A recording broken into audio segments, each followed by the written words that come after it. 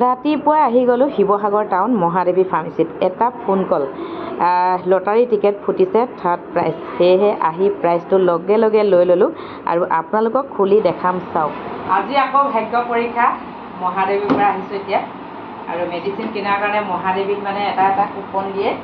আৰু এয়া যদি কুপন 10টা হয় তেতিয়া এটা প্ৰাইজ বেলেগ থাকে। আৰু ইয়াৰ পৰা যিটো কুপন মানে ছিঙি এটা লটাৰী খেলোৱা হয়, ছিঙি মানে নাম আৰু ফোন নাম্বাৰ দি থৈ অহা হয়। আৰু 10টা টিকেট হ'লে এইটো এটা প্ৰাইজ পায়। আৰু লটাৰী যোনটো খেলাব, ইয়াৰ যোনটো খালী মই ফোন নাম্বাৰ আৰু নাম লিখি থৈ আহিছোঁ, ইয়াৰ পৰা এটা পায়। আৰু এইটো মই সেই লটাৰী খেলত পাইছোঁ। আৰু কুপন এয়া 10টা হ'লে মই এটা কুপন পাইছিলোঁ আগতে, সেইটো এটা হট বেগ এটা পাইছিলোঁ। গৰম পানী সেক দিয়া এটা বেগ পাইছিলোঁ। আৰু সেইটো মই ভিডিঅ' কৰা নহ'ল বাৰু। আৰু এতিয়া এইটো মই খোলোঁ, কি বস্তু আপোনালোকক দেখাম, চাব। পেকিং বহুত থাকে,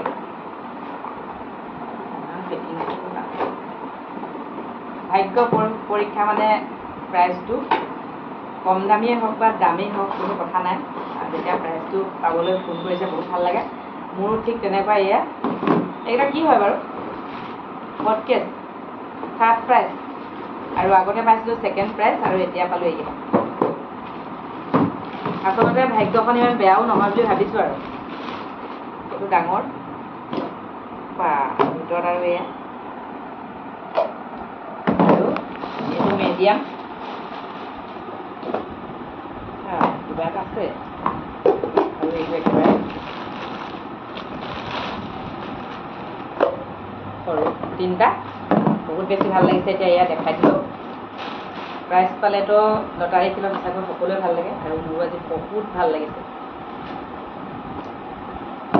হ'লনে? ক্লিয়াৰ।